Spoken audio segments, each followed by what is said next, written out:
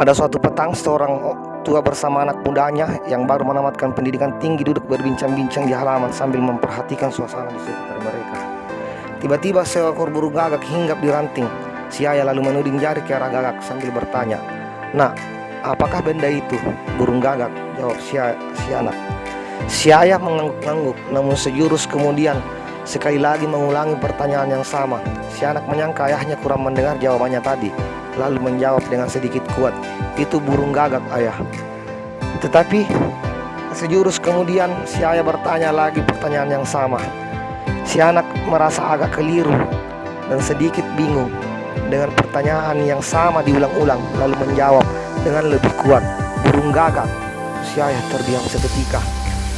Namun tidak lama kemudian sekali lagi sang ayah mengajukan pertanyaan yang serupa hingga membuat si anak hilang kesabaran dan menjawab dengan nada yang kesal kepada si ayah, "Itu gagak, ayah." Tetapi agak mengejutkan si anak karena si ayah sekali lagi membuat mulutnya hanya untuk bertanya hal yang sama. Dan kali ini si anak benar-benar hilang sabar dan menjadi marah.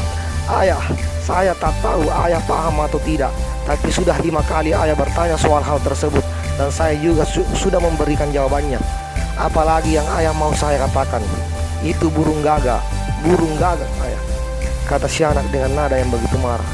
Si ayah lalu bangun menuju ke dalam rumah meninggalkan si anak yang kebingungan. Sesaat kemudian saya keluar lagi dengan sesuatu di tangannya. Dia mengelurkan benda itu kepada anaknya yang masih geram dan bertanya-tanya. Diperlihatkannya sebuah diari lama. "Coba kau baca apa yang pernah ayah tulis di dalam diari ini," pinta si ayah. Si anak setuju dengan membaca paragraf yang berikut. "Hari ini aku di halaman melayani anakku yang genap berumur 5 tahun.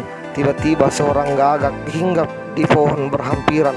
Anakku terus menunjuk ke arah gagak dan bertanya, 'Ayah, apa itu?' Dan aku menjawab, 'Burung gagak.' Walau bagaimanapun anakku terus bertanya soal yang serupa dan setiap kali aku menjawab dengan jawaban yang sama.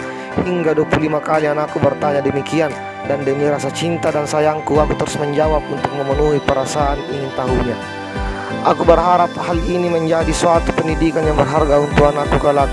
Setelah selesai membaca paragraf tersebut, si anak mengangkat muka memandang wajah si ayah dan kelihatan sayu. Si ayah dengan perlahan bersuara, "Hari ini ayah baru bertanya kepadamu soal yang sama sebanyak 5 kali dan kau telah hilangkan kesabaranmu serta marah." Lalu si anak seketika itu menangis dan bersimpu di kedua kaki ayahnya memohon ampun atas apa yang telah ia perbuat. Jagalah hati dan perasaan kedua orang tuamu.